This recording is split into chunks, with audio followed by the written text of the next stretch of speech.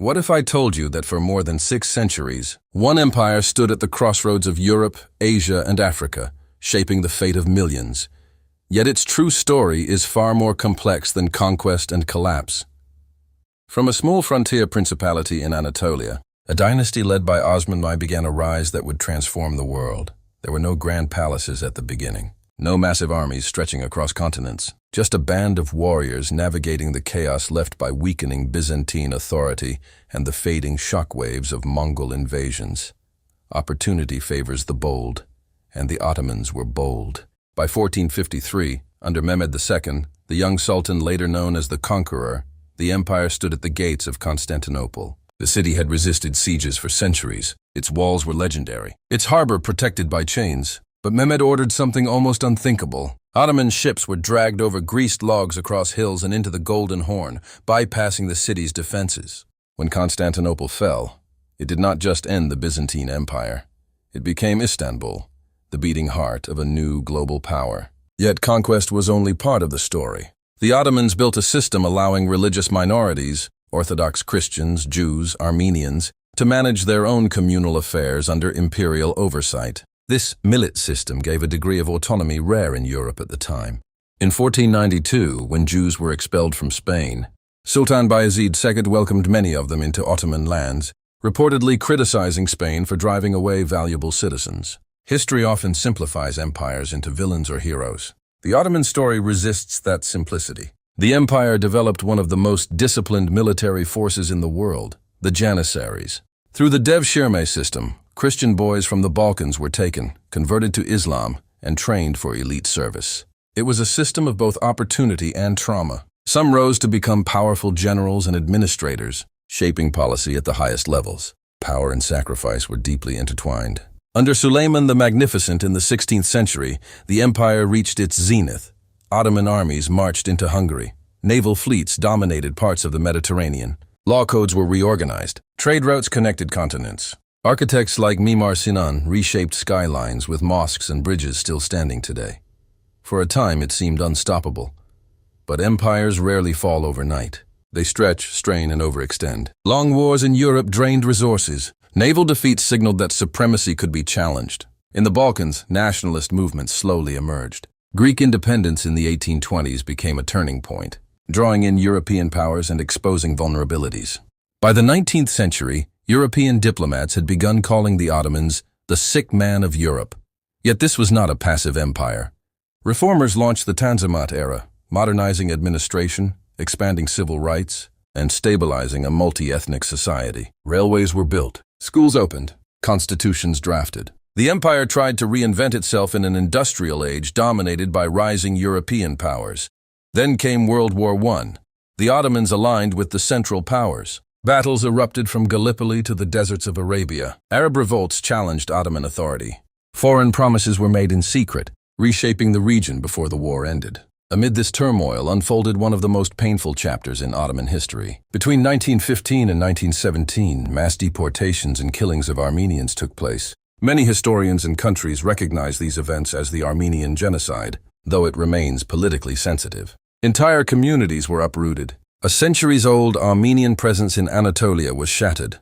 It was a tragedy born in the chaos of war, fear, nationalism, and collapsing authority.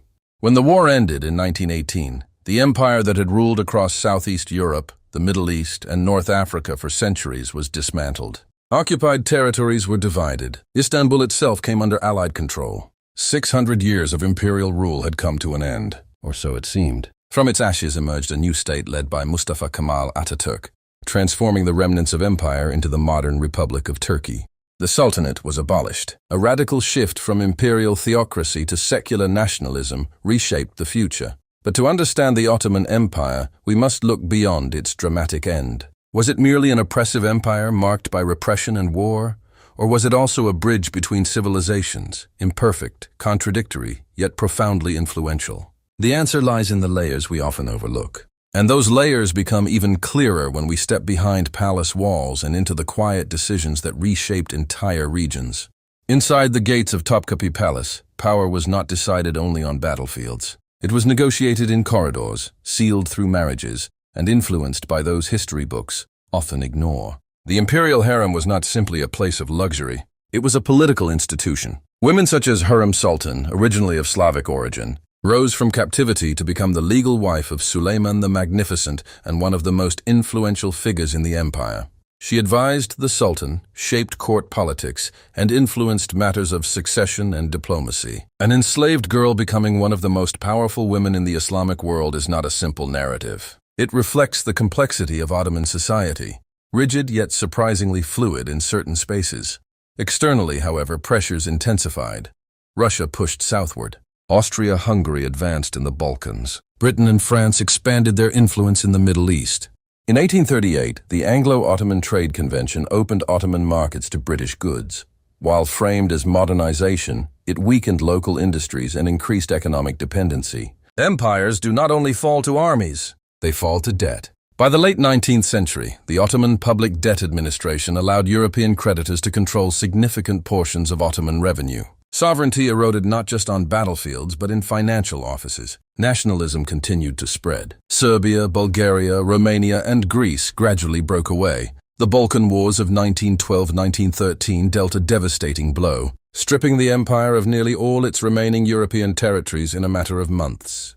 For centuries, Ottoman banners had flown over Southeast Europe. Suddenly, they were gone. The psychological impact was enormous. Reformers known as the Young Turks promised renewal and strength. Instead, the empire entered World War I, a gamble that would prove fatal. There is a haunting irony in the empire's final years. The same state that once governed diverse religious communities under a unified imperial structure fractured under rising ethnic nationalism.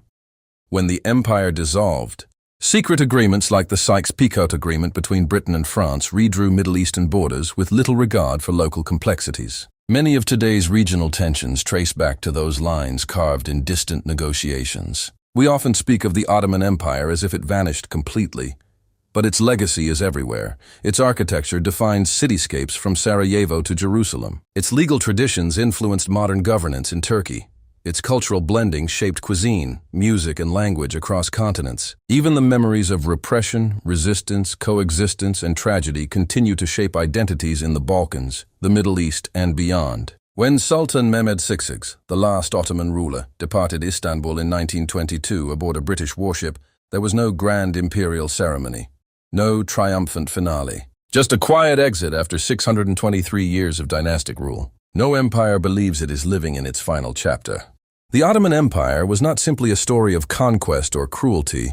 It was a story of ambition and adaptation, brilliance and contradiction, reform and repression. It connected continents long before globalization had a name. It protected some communities while oppressing others. It built monumental works of art and architecture while fighting relentless wars to maintain its dominance. It was, above all, human. And that is why it still matters. When we look at the Ottoman Empire, we are not just studying a distant past. We are examining the roots of modern borders, modern conflicts, and modern identities. We are confronting how power rises, evolves, and ultimately fades. Empires leave more than ruins. They leave echoes. And the echoes of the Ottoman Empire still shape our world today.